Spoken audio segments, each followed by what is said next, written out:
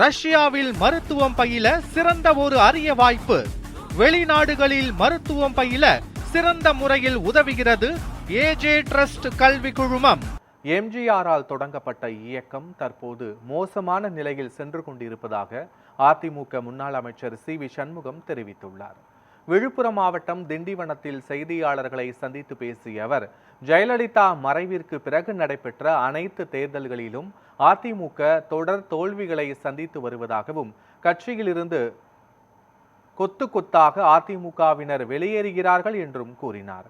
மேலும் எடப்பாடி பழனிசாமி தனது மகனை அரசியலுக்கு கொண்டு வருவதற்காக நாடகமாடுகிறார் என்றும், யாருடைய கருத்தையும் ஆலோசனைகளையும் கேட்க மாட்டேன் என சர்வாதிகார போக்குடன் செயல்படுகிறார் என்றும் குற்றம் சாட்டினார். புரட்சித் தலைவர் அவர்களால் தொடங்கப்பட்ட அந்த இயக்கம், நீதி கேட்டு தொடங்கப்பட்ட இயக்கம், கேள்வி கேட்டதற்காகவே திமுகவிலிருந்து வெளியேற்றப்பட்ட புரட்சித் தலைவர் நியாயம் கேட்டு நீதி கேட்டு தொடங்கப்பட்ட ஒரு இயக்கம் இன்றைக்கு அந்த இயக்கத்துடைய நிலைமை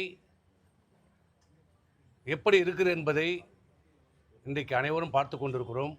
யாருடைய கருத்தையோ நான் கேட்க மாட்டேன், ஏற்றுக்கொள்ள மாட்டேன், என் குடும்பத்தாருடைய கருத்தை மட்டும் கேட்பேன்,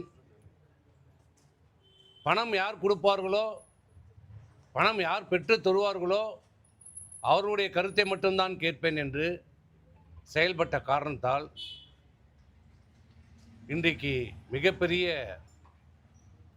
ஒரு இழப்பை அனைத்து இந்திய அண்ணா திராவிட முன்னேற்றக் கழகம் நினைத்து பார்த்திருக்காத ஒரு நிலைமையை இன்றைக்கு நாங்கள் சந்தித்து கொண்டிருக்கிறோம்.